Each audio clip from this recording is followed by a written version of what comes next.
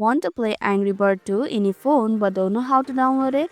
Hi everyone, welcome back to Make Gaming Easy. In this video, I'll show you some quick and easy steps on how to download Angry Bird 2. So without any further ado, let's get started. Begin by opening Play Store. If you have iOS device, open App Store. After that, tap on the search button which is at the bottom right corner of your screen. Now tap on the search bar and type Angry Bird 2. Then tap on the Angry Bird 2 game, click on the install button.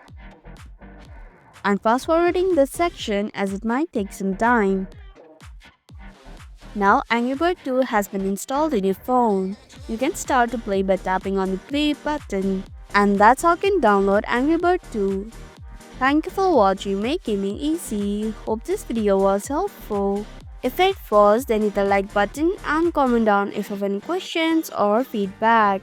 Also, if you're new to our channel, subscribe and hit the bell icon so that you don't miss upcoming videos.